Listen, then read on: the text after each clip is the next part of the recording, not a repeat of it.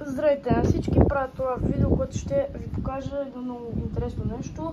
Един много интересен гълъб, който не е баш много в добро състояние. Сега ще го видите, ще може да ми кажете в коментарите. Но преди да започне клипа, може да се абонирате, да харесате, да коментирате. И сега приятно гледане. Ето го тук. Чакайте, ето го той. Чакайте, че нещо стана. Ето го къде е. Тук се е заврял. Аз го оставих между другото в тази част тук на тази машина за плетене и той просто реши тук въгъла да се завре. Защото то, сега ще ви обясня за този гълъб. Чуйте, ако ти да преместа малко. Значи, намери го. Чакайте да стана да ви покажа. Ето, точно ето там до решетките. На ония перваз. Е там. Беше легнал с разперени крила. С затворено око и се държеше на един крак. И реших да се доближа до него, не усети нищо, просто го взех и абсолютно не се оплаши, не почна да бега, не почна да се опро да избяга, просто стоеше. И просто го взех и реших да го прибера, защото беше валело тогава, беше валело вчера и беше мокро. И реших да го взема.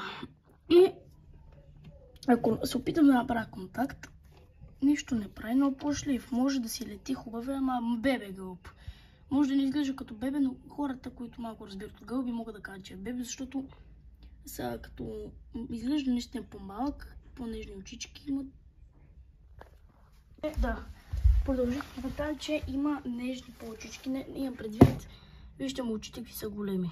На гълъбите, старите гълъби, очите стават много малки. По-малки стават, а тия са по-големи.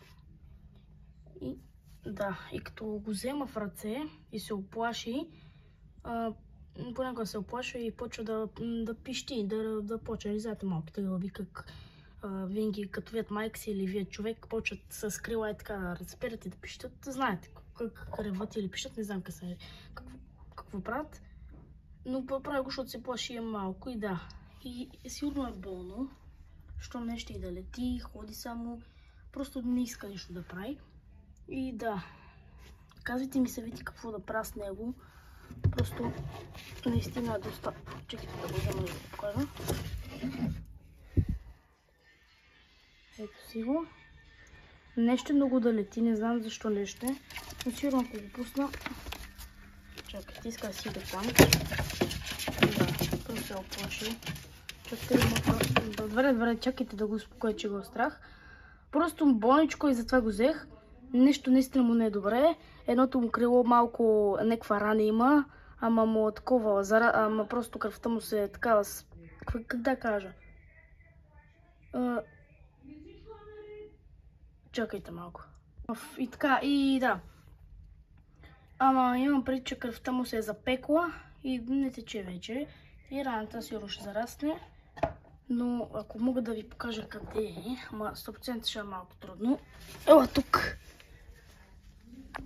Чакайте. Така, ето го. Опа, ето. Ето тук може да се вижда, но не се вижда. Ама виждате, че даже няма и перушина. Ето тук. И да.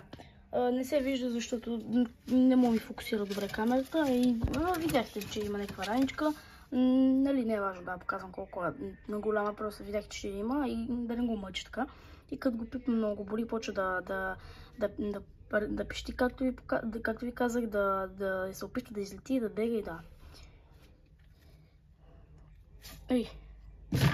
Добре. Няма да закачам. И така, хора, това беше от този епизод. Ако имате идея как да го излекувам, давайте съвети какво да го правя, защото нямате никаква идея. А това беше гълъбите на балкона, част 2. А сега, чао!